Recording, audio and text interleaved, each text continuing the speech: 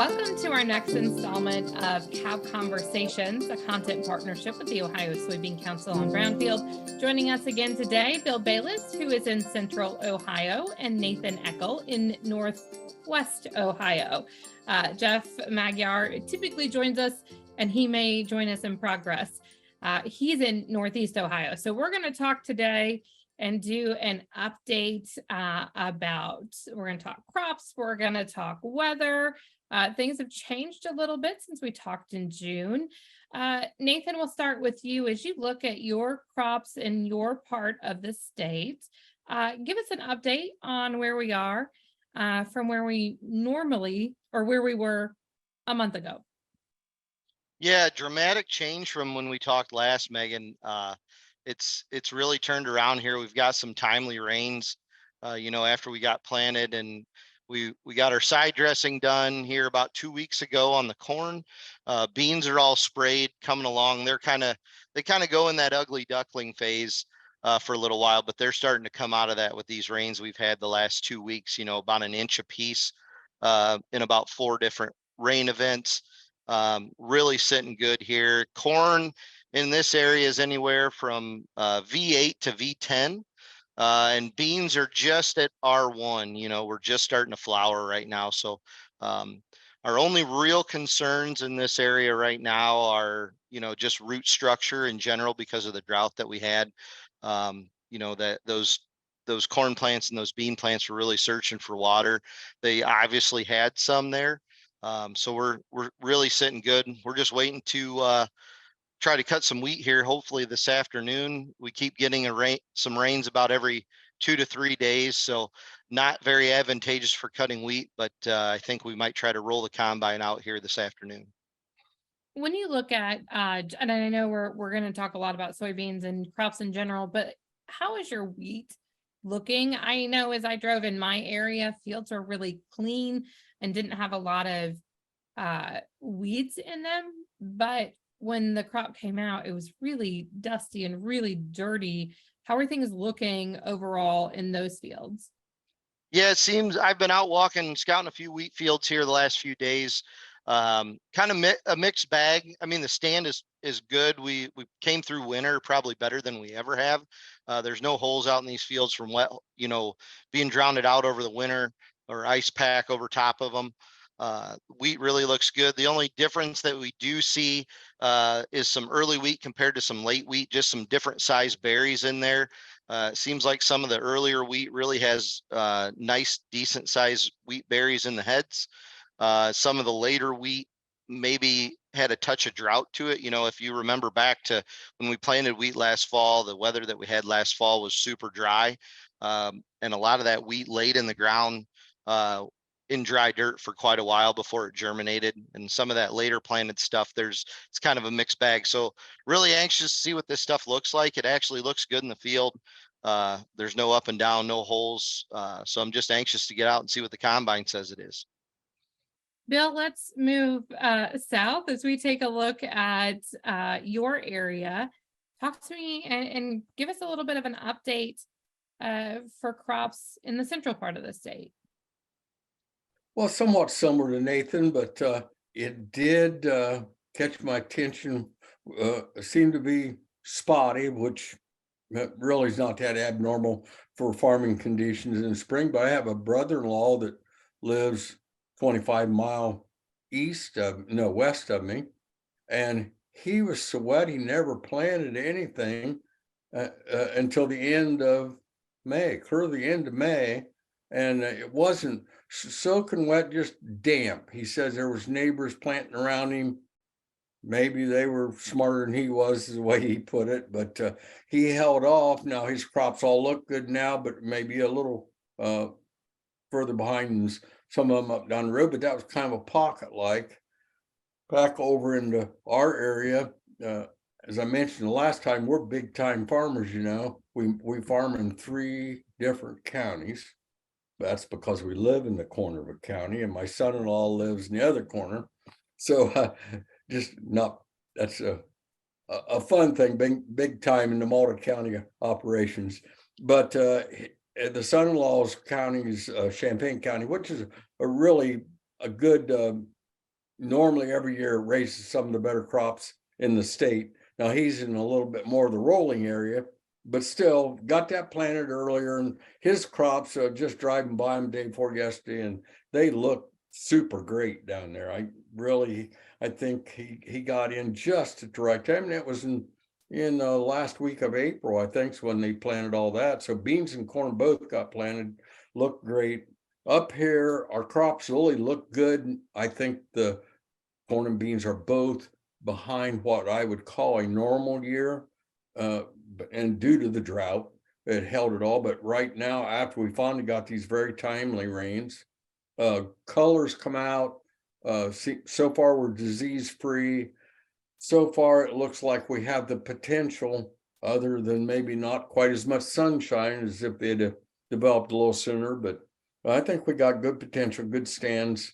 And moving into the wheat part, this is the first year we've grown wheat for several years, and it all looks clean, as Megan mentioned there in her area. No weeds coming, it's even. Probably Saturday is when my son-in-law David thought he was going to try the wheat.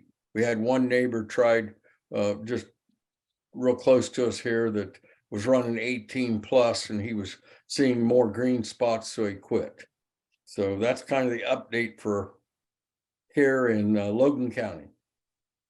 When you talk, when we talked the last time, I mean, getting a rain was critical. That was what you needed. Nathan, as you look at the rains that came in, are you concerned looking ahead at this point about losing top end yield, maybe having any yield loss because of the dry weather? Or how is that? How do you think the crop is shaping up?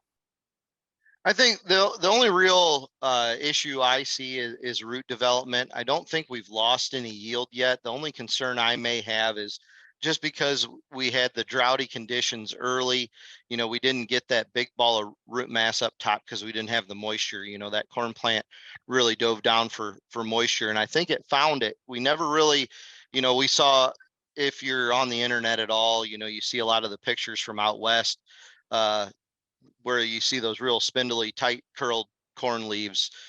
We didn't see that around here.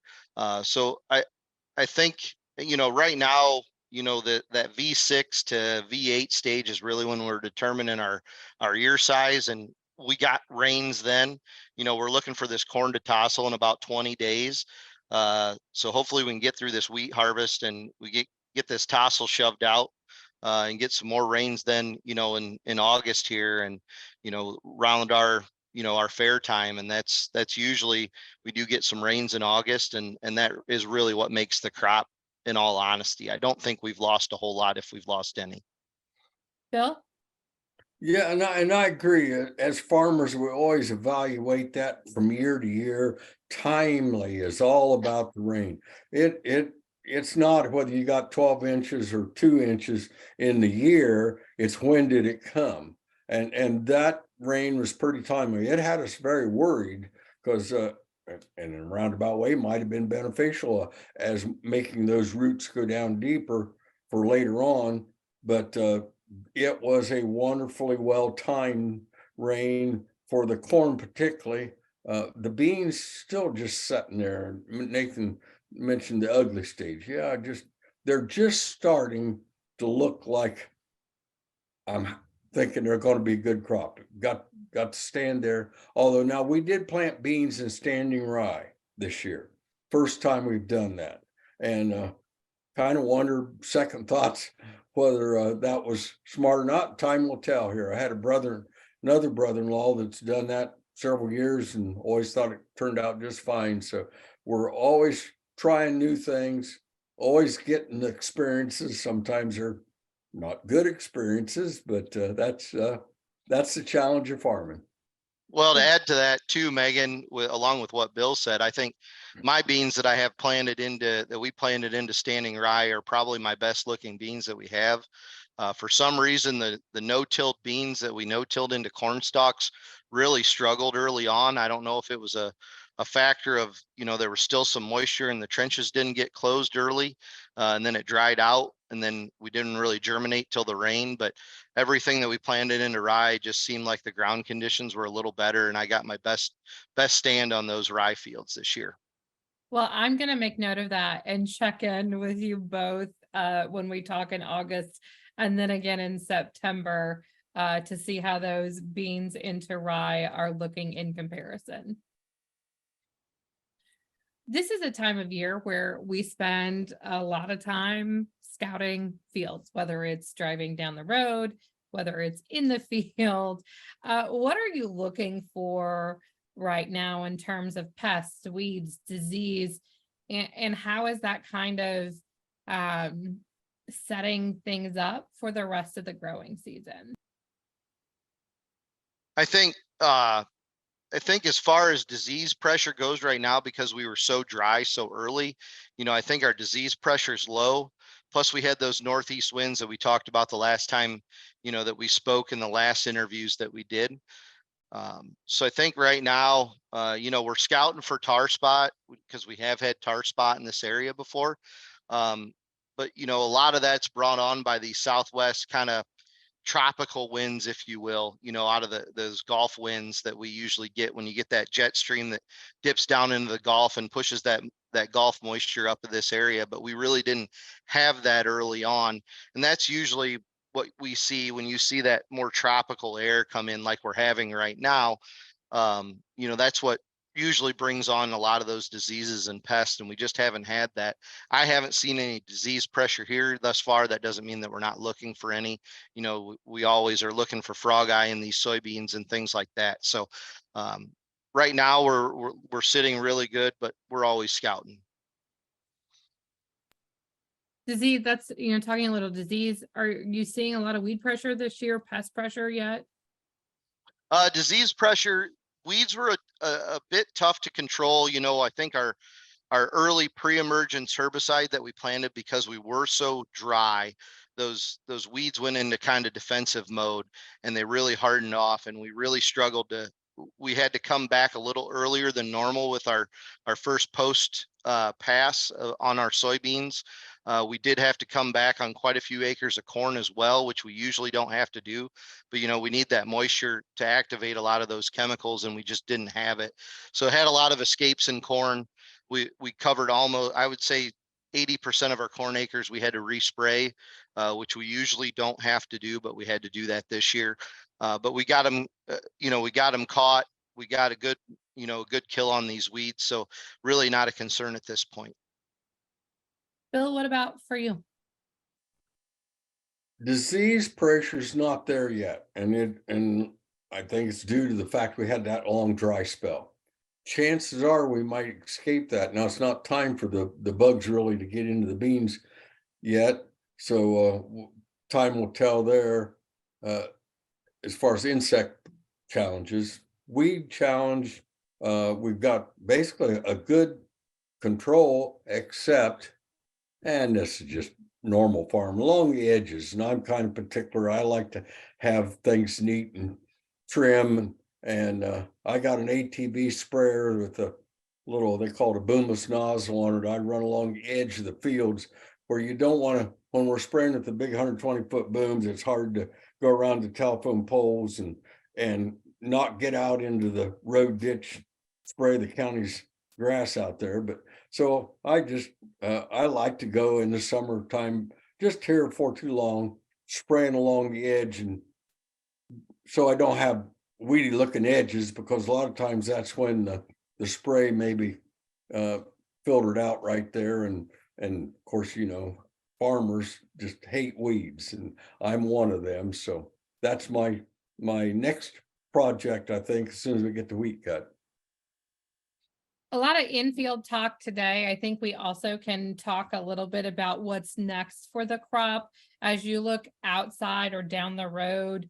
Let's talk a little bit about some export concerns and some of the other things maybe you're watching in terms of impacting the overall ag and farm economy that aren't necessarily tied to raising the crop. It's what happens next. Nathan? Yeah, so I think right now there's been some talk. There's drought down in Panama right now. And the concern down there, I know they've got some travel restrictions on some ocean vessels going through the locks. I'm not sure exactly what the percentage is, what they have to cut back on. Obviously that has all to do with draft of those ships going through the canal. But I know they have cut back,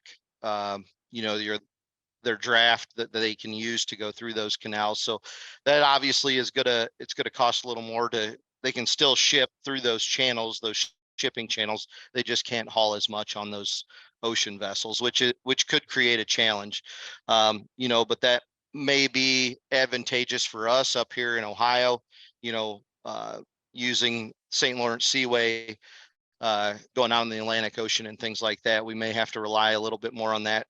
Trade may help us out up here in Northwest Ohio and in this kind of Midwest region. We may use that to our advantage. Joining us in progress, Jeff Magyar, who is in Northeast Ohio. Jeff, we've been kind of catching up on what's been going on throughout the growing season since we talked to you last in June. Give us a little update on the crop in your area. The very last stuff to be planted, second week of June, third week of June, is struggling. It finally got enough moisture to get out of the ground. We've got neighbor fields that they've got 2-foot tall corn and 4-inch tall corn in the same field, and the heavy soils dried out. And beans the same. And rain has been very sporadic. We've gotten 2 inches total, few tenths at a time. North of us, a few miles, they've gotten 3.5 inches, and south of us, they're even drier. So it's still needing water in our area.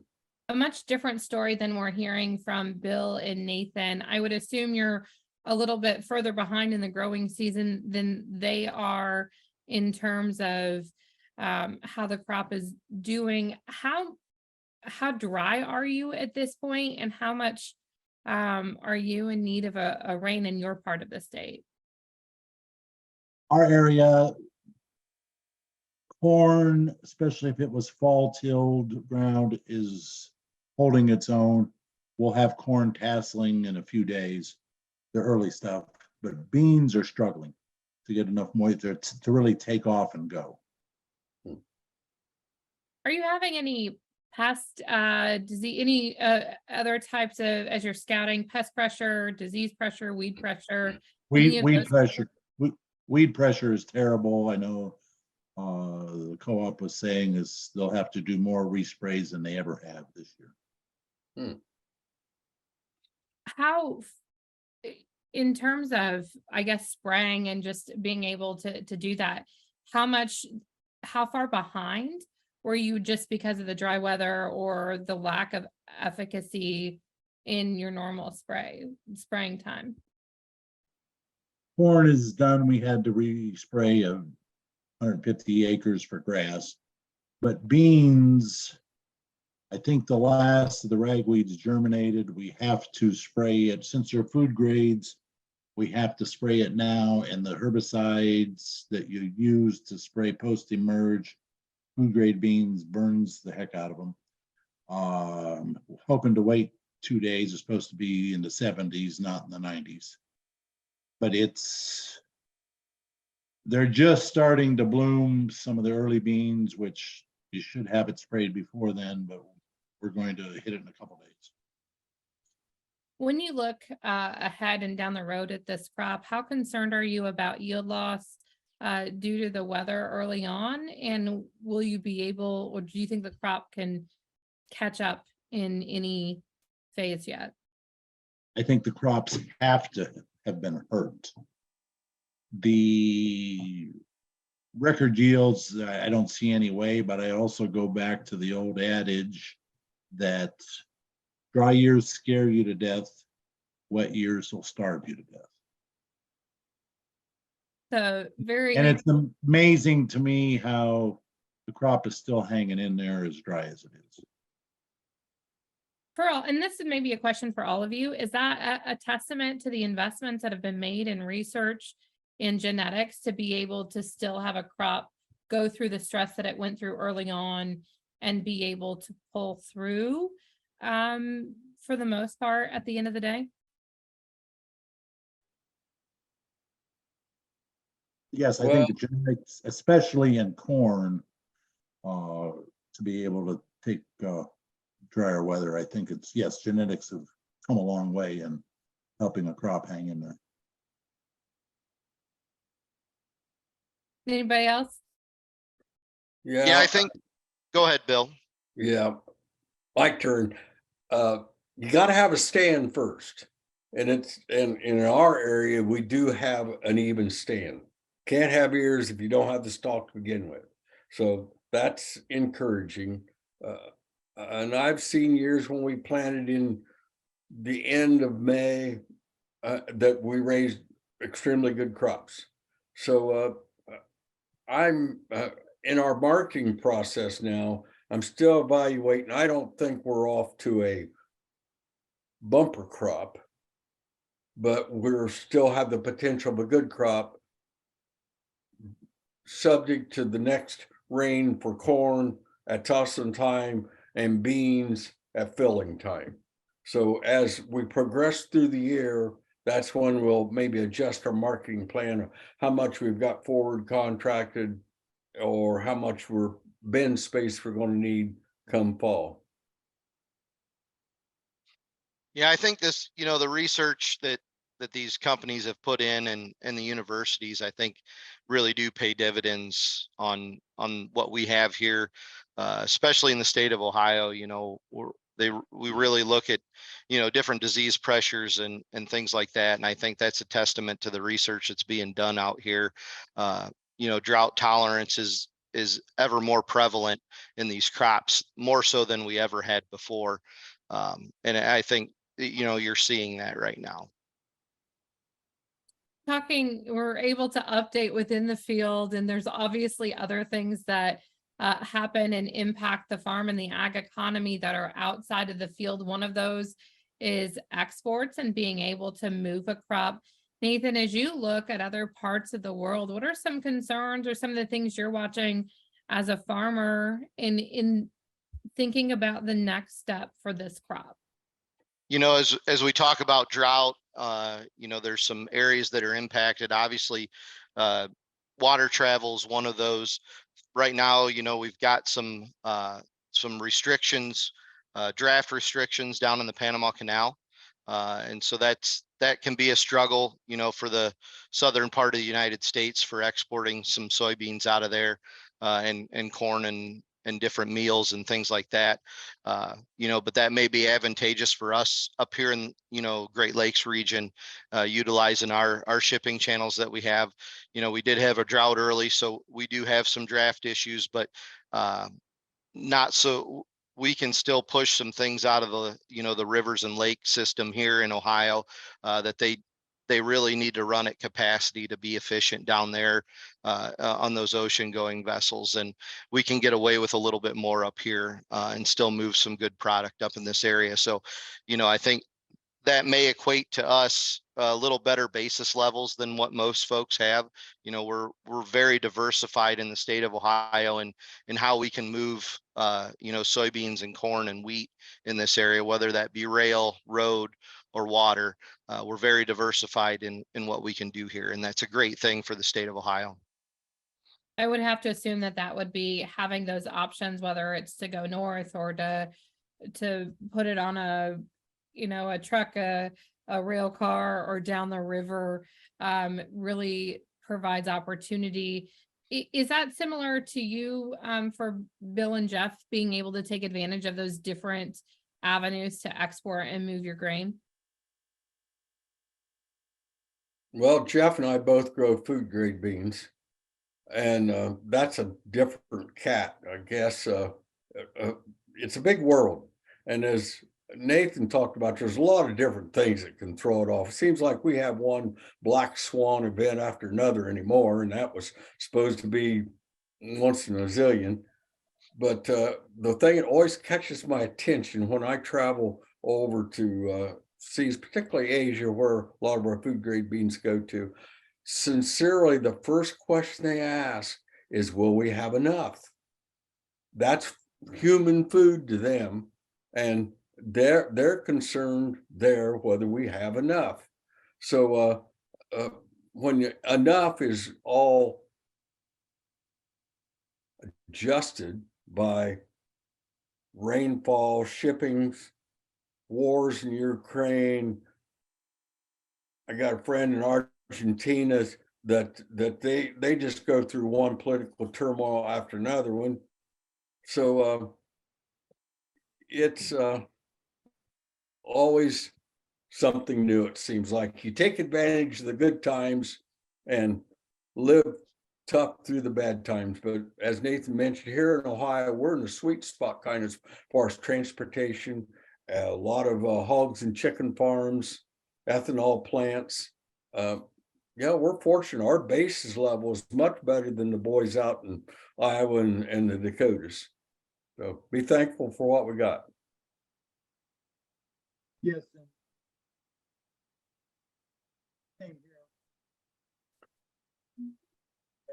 Or we can go to the East Coast, Pennsylvania, New York, which use especially corn. It's not as it used to be. They had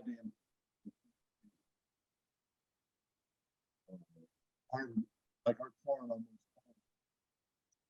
Jeff, we're having a hard time hearing you. About now. Yep, Any that's better? So our corn goes east, which is usually a deficit area, but the beans, like Bill said, with the food grades. But I will say one thing about when you're meeting with Asian buyers and that those countries cannot grow enough of their own food, and something that and that is very valuable to them to make sure there's going to be enough, because people in this country just take it for granted that there's always going to be enough food. I mean, that's something they never think about, that there won't be food. And that was from traveling, especially to the Asian countries, that was an eye opener for me. I think it's interesting too, thinking about, you talk about some of the black swan events or the crazy things that have happened. I think the food shortage or the ability to have access to food was kind of brought everybody's attention, got brought to it when we saw what happened in the Black Sea region, knowing how many markets rely on that part of the world for corn and wheat products. And it's something that we don't think about here because we have farmers like you who grow safe, abundant, affordable food. And it's never in question, right? And it's interesting to bring those perspectives as you guys travel the world and talk to buyers or other customers of US products, to bring that perspective back to other farmers, but also consumers as well. Right. And also, I was this early this spring, I was sitting there thinking, I couldn't imagine being a Ukrainian farmer thinking about how you're going to plant a crop in a war zone, how you're going to get fuel, fertilizer, parts. I mean, it's just amazing to me that if they get 50% planted, that's what the statistics are saying will be at best. But it just, how could you plan for that? It's mind-blowing to me. Well, and Jeff, to add to that, even if they do get it planted, the roads, the infrastructure is damaged to the point of, if you do grow it, where are you going to take it? How are you going to get it to some, to a processor or, to an export facility? We're very fortunate what we have here. Right, because I remember hearing late winter, they made arrangements to send it to Germany, Poland, and that to export it that way. And then the farmers were complaining because it was being used there instead of, which hurt the farmers in Germany, Romania, the other countries, because it was supposed to keep right on passing through, but it was a cheap product and it affected the other countries' markets, farmers also, by lowering their prices, which wasn't supposed to happen, but things happen. Farming today is it's such a global environment and industry. It's just fascinating to know that the beans that you and Bill grow in Ohio are intended, to put on a ship and end up as food grade quality for folks in different parts of the country, or, just the global aspect of agriculture today is so mind-blowing and incredible to what you guys do. I think as we wrap up today, I want to talk a little bit, markets have been volatile. I think that's an understatement, and it doesn't matter whether we're talking corn, soybeans, or hogs and cattle. It's just been kind of a wild ride. As you look at the rest of the year, Bill, you kind of brought this up a little bit earlier. How are you thinking about marketing grain and this crop moving forward? Well, now we will, as I mentioned earlier, we'll assess our growing conditions as we go through. That's so we know, have a better plan on how much actual product volume we have to deal with. So then you balance that off of what the world circumstances are that we've discussed here with the other two guys more recently. And I think that's the challenge of farming. It makes it such an interesting occupation to have. Now, sometimes that's more interesting than what any of us want, but that's what gets us involved and keeps us involved. But there's an old adage back, Nathan was talking about old sayings, or no, Jeff was. Old sayings was, high prices will bring more product to the market, low prices will have people backing off, and that's how the market cycles. And I've lived through more cycles than the other guys have, but it cycles. You gotta live through the tough times to be able to take advantage of the good times. Jeff, Nathan? I think soybeans, especially with laws to trimming 4 million acres, and talking to fellow farmers in Illinois and Iowa, where they don't have good stands, beans are struggling more than corn. I think the soybeans are going to be very volatile till the combines roll. Corn, like Bill said, until tasseling and pollination, that's going to determine this corn crop.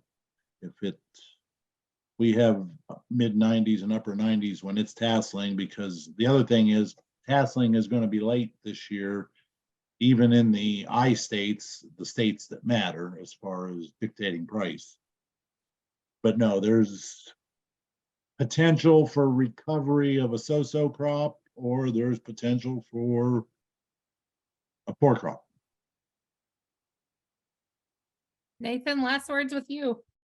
Yeah, I think, what a difference a week makes after that report came out. I put some target orders in last week thinking, we were going to hit this rocket ship. If you follow the charts at all, a lot of people look at those charts and see the head and shoulders that, we saw in those charts a week ago. And we really thought we were going to hit a rocket ship coming out. And then the USDA did what they do. And here we are. And, I think the best saying that I saw was the USDA went full USDA on the report. But, Ohio's just a blip on the radar, really.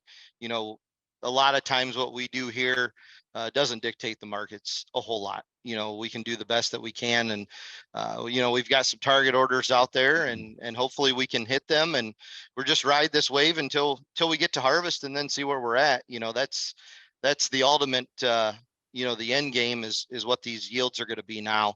we've got the report out there for the acres, and we're going to trade weather till we really hit tasseling and we really see what's out there. So. Bill, Nathan, Jeff, thank you so much for checking in with us for this episode of Cab Conversations. We will talk to you in a month, and here is to some timely rains as you need them for the month of July and cooler weather. Thank you, Megan. Thank you all so much. Have a great day. I'm Meghan Grebner with Cab Conversations, a content partnership with the Ohio Soybean Council on Brownfield.